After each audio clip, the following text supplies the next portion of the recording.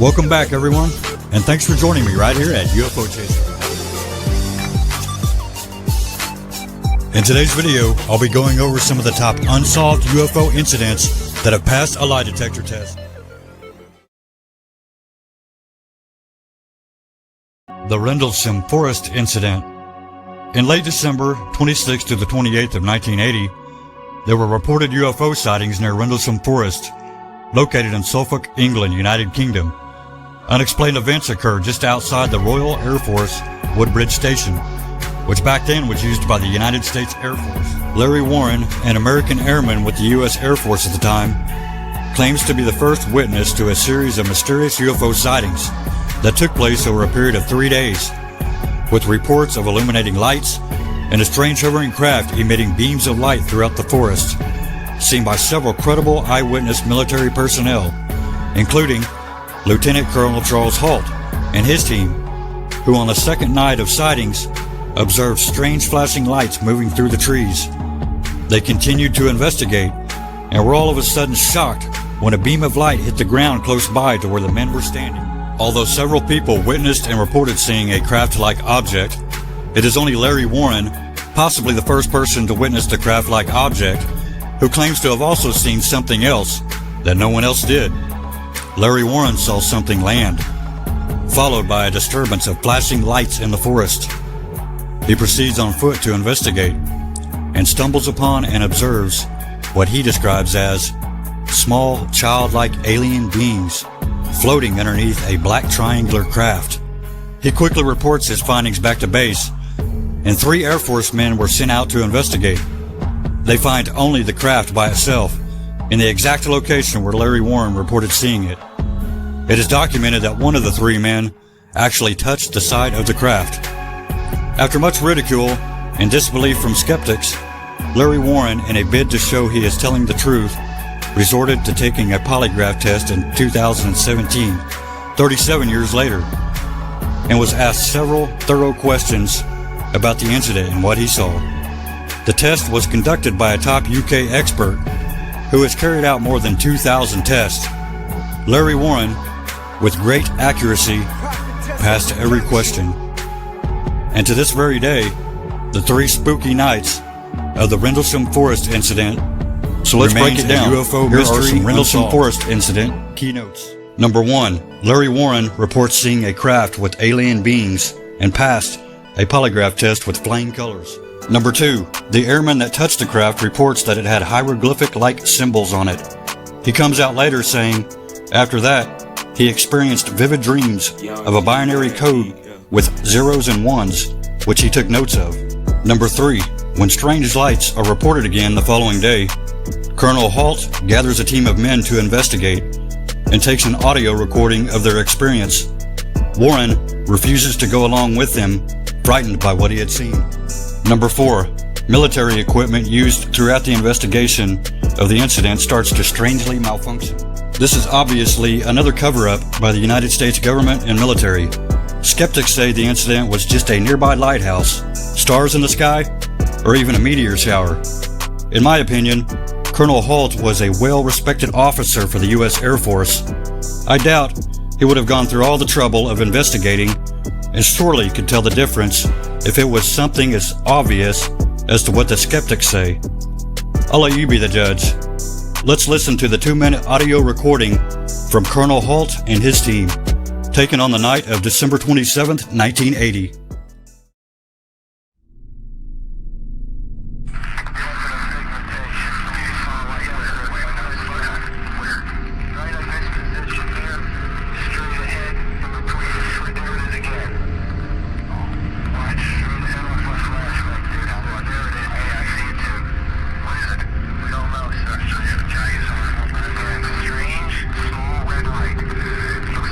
Maybe a quarter, half mile, maybe further out.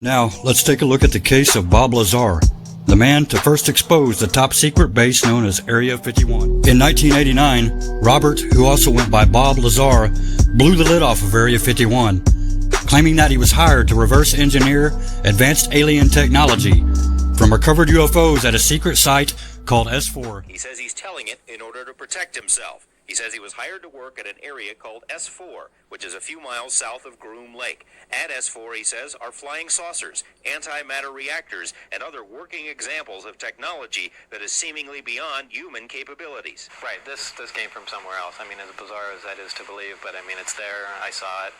I know what the current state of the art is in physics, and it can't be done. According to Lazar, his employer was the United States Navy. He says he and other government employees would gather near EG&G, fly to Groom Lake, and then a very few people would get into a bus with blacked out or no windows and drive to S4. When you get off the bus, what do you see? It's a very interesting building. It's got a slope of probably about 30 degrees, which are hangar doors.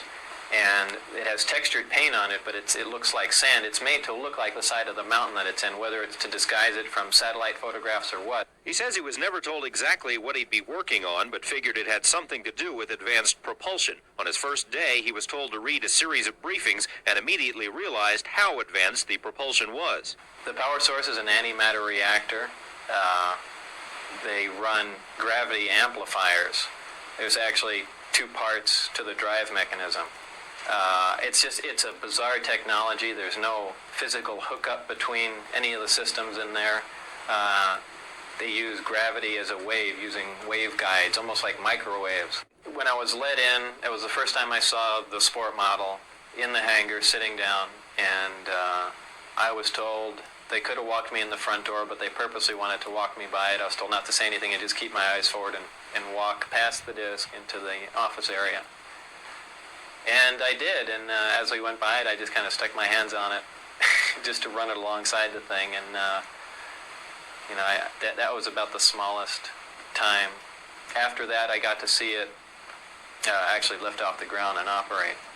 But you also, in between that, you saw more than one. Yeah. The hangars are all connected together, and there are large bay doors between each one. And there were 9 total that I saw, each one being different.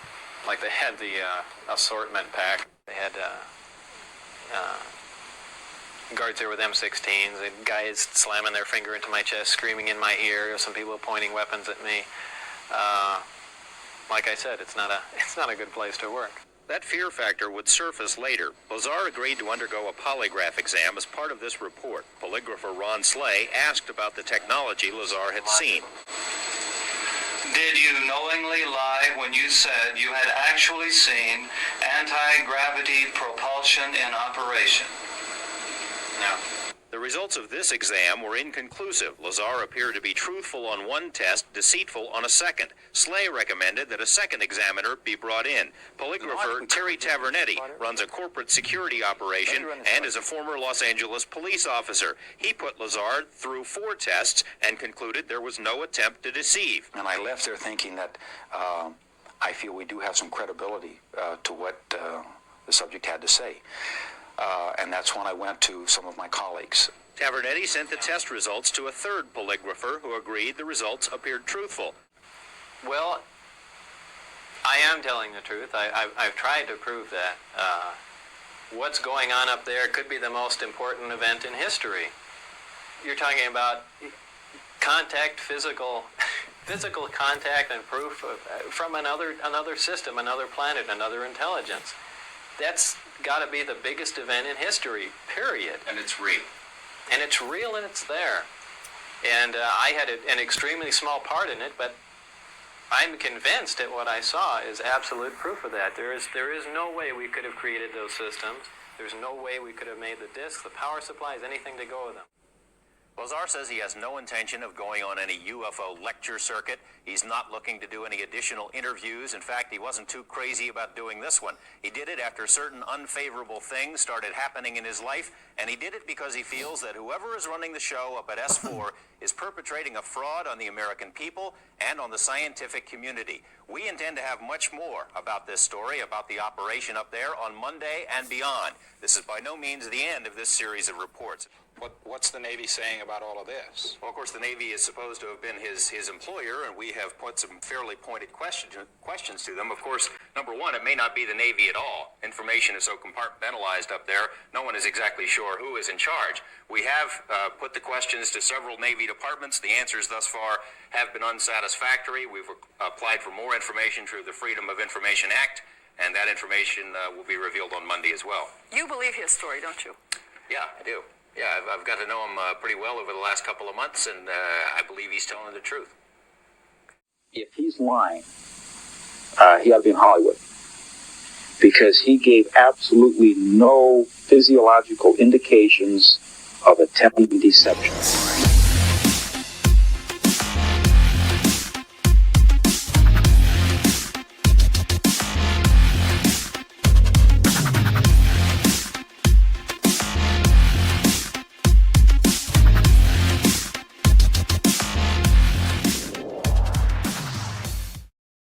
The Travis Walton Ufo Incident was an alleged alien abduction of American forestry worker Travis Walton by a UFO on November 5, 1975. Walton reappeared after a 5-day search. The incident took place near Snowflake, Arizona. Then, 21-year-old Travis Walton and 6 members of the logging crew who witnessed the UFO incident have all taken and passed polygraph tests.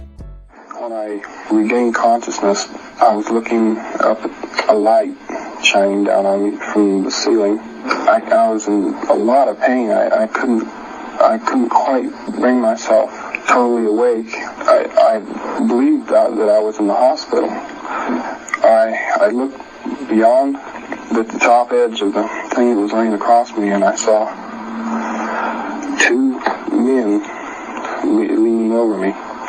They had kind of underdeveloped features and no hair of any kind, and they were dressed in kind of a brownish orange.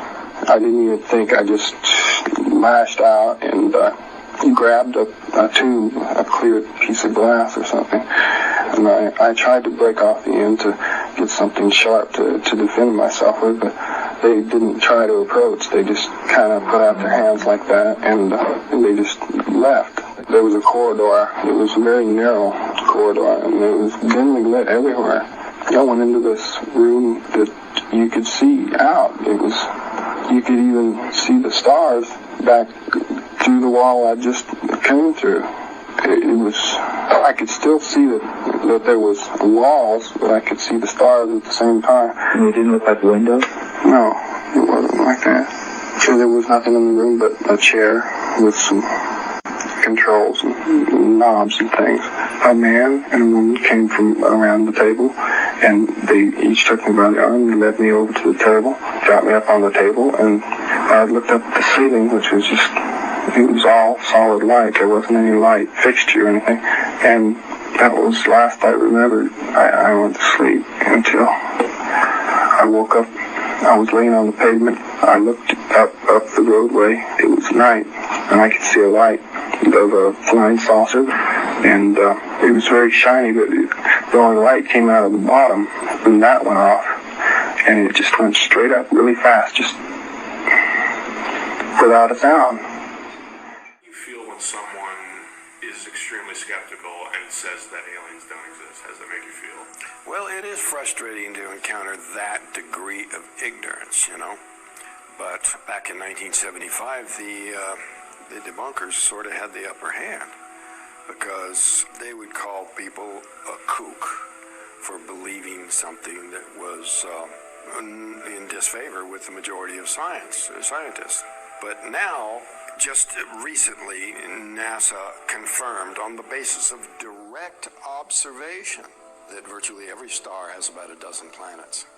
The number of potential civilizations in our galaxy is so vast that now anyone who thinks we're alone in the universe fits the definition of a kook.